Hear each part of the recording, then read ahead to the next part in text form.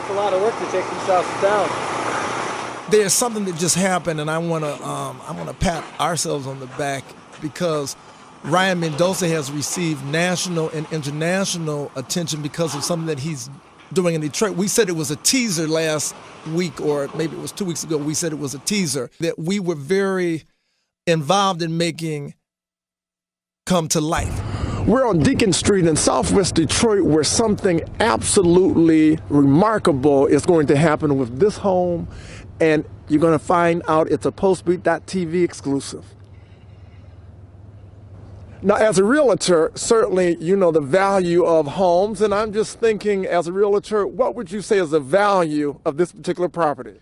Well, I don't need to do a market comparison to tell you that this property is priceless. Because of the legacy of Miss Rosa Parks and her living in this property, it gives tons of value not only to this property, but to this community. But let me just give you a brief history about this home. When Auntie Rosa and Grandma and Uncle Parks escaped the South, and we don't have to talk about bombs and, you know, people used to throw rocks and bricks and things and break glass and whatever where she was living. You know, she escaped from the South. She couldn't work. Nobody could work. They were not popular there. So what happened was that the churches gave her a small donation. And with that small amount of money, she moved here to this house, which is the house of my father, her brother. And we lived here in this little tiny house.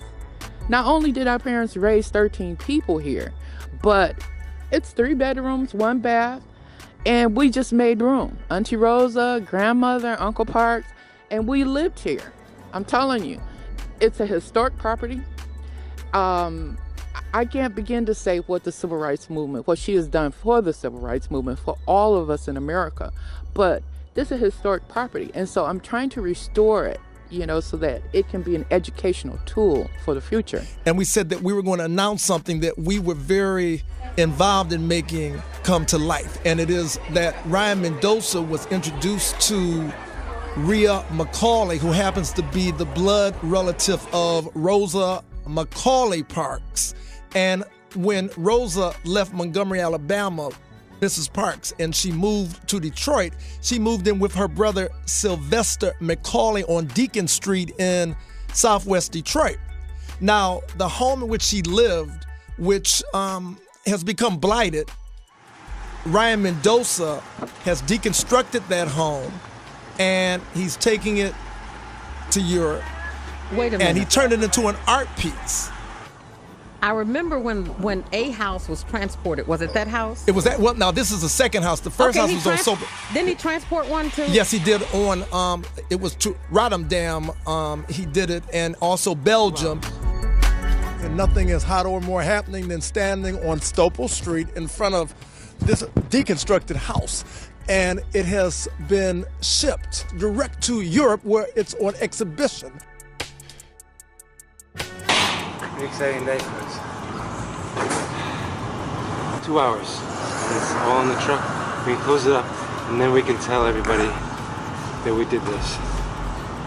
Because otherwise, had we said this to anybody, they would have stopped us. No doubt. This is the second house in Detroit that he has deconstructed the home on Deacon Street in Southwest Detroit, where Rosa McCauley Parks was living with the McCauley family, her brother's family, Sylvester McCauley.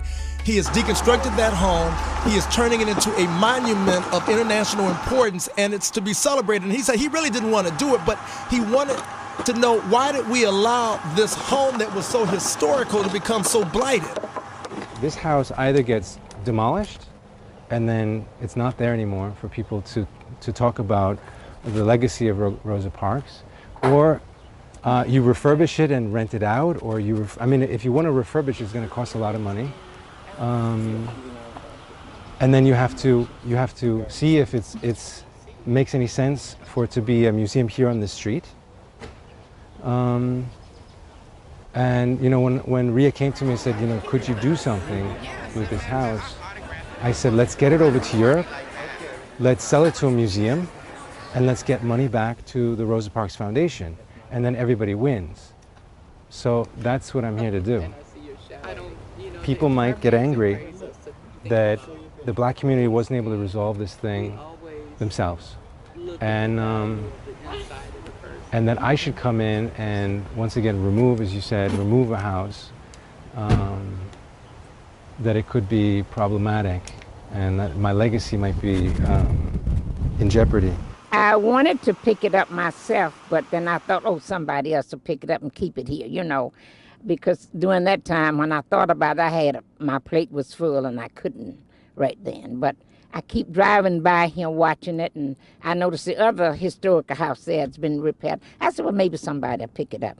I had no idea that they would move it away. None whatsoever. If I had, I would have gone head on and picked it up, you know, right. Because I just hate to see it go. It hurts me.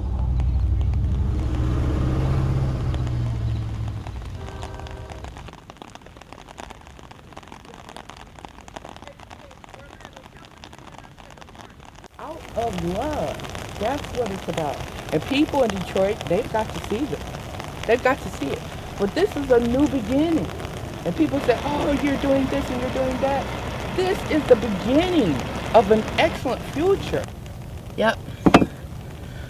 I've got a company that's going to engrave these bricks, and as people do donations to the family foundation, we'll create a yellow brick road back in the backyard with their names on it, all the donors. And there'll be a pathway right through the backyard, right through the garden. These bricks are going to live in infamy.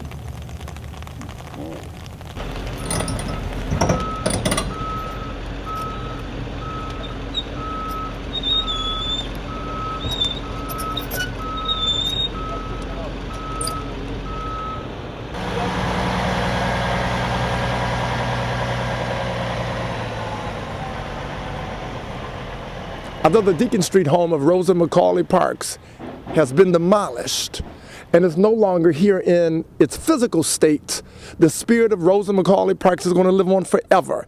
This site now will be an urban garden, and it will be a remembrance that the great Rosa McCauley Parks lived in Detroit, in Southwest Detroit on Deacon Street. And the other media which has covered this story, it should be noted that Pulsebeattv, we were the very first ones to cover it, and we're going to continue to cover this story as the great Rosa McCauley Parks' home, in which she lived on Deacon Street with her brother Sylvester, is now in Europe. It's a fascinating story, and we're going to let you know the story as it's being told all over the world. Nestled among Berlin's apartment blocks, the home of an American civil rights icon. This house was moved from Detroit, where Rosa Parks lived after her act of defiance helped end the segregation laws in America's South. It was 1955 when the seamstress on her way home from work refused to give up her seat for a white passenger. Little did she know it would make her a face of the civil rights movement. So when a Berlin-based artist discovered her home was to be demolished, he had it transported to Germany, piece by piece. This house really belongs in the United States. It doesn't belong here. But because it is here, more people will have the opportunity to think about why it was that the house was put on the demolition list to begin with. So America lost this house, and America has to do something powerful in order to get it back. Berlin, Berlin, hier lebt der Mensch gefährlich und rutscht er aus, dann dreht sich keiner um. Doch haut er hin, dann ist der Beifall ehrlich. Berlin, Berlin, du bist mein Publikum. How did you came to this idea? Fortunately, Pulsebeattv, it's a small television channel in Detroit. Joel Boykin and Greg Dunmore from Pulsebeat, they saw some of the artwork that I was doing. I had taken a different house back to Europe with me, and they wanted to know, was I exploiting the city or was I trying to save memories from the city? And they decided that I was not a monster, and they introduced me to Rosa McCauley, who's the niece of Rosa Parks. Tucked away in the middle of this German neighborhood, what artist Ryan Mendoza considers a masterpiece of American history. I really wanted to have this house behind bulletproof glass. 60 years ago, civil rights icon Rosa Parks moved in when the house sat at 2672 South Deacon Street in Detroit. Her niece, Rosa McCauley, worked tirelessly to find someone, anyone, to save the house from being torn down by the city. It's a piece of art. It has to be protected. Eventually, she found Mendoza, who paid to take it down and ship to Germany, a costly, time-consuming operation. Did you ever feel her presence in here? I feel it right now, every time I go in the house. Over the winter, he put the house together again. Piece by worn, rotted piece. He's still working on the inside, so no peeking was allowed. I'm fond of the house, but this house has to go back to the United States, and now is the time. His goal all along, hold it until the right organization could take custody. But with a monumental debate being waged in the U.S., Mendoza, an American himself, says it's time to send this battered old house back where it belongs. It would be a wonderful transfer of power, taking down the Confederate statues on the one hand and finding a place for Rosa Parks' house. Now he's looking for someone to say yes. Rosa Parks said no, and that one word had a rippling effect. One foundation has pledged to help the transfer, he says. Where it goes from there is uncertain. Is this house worthless or is this house priceless? No answer yet. No answer yet, but we do have some promise. Lovingly rebuilt in her honor, now waiting for America to come and take her home. Ron Mott, NBC News, Berlin. Now, we're about to start a new season, and we're going to be asking you to do something very, very important. Stay tuned. Pulse of a new generation, Pulsebeattv.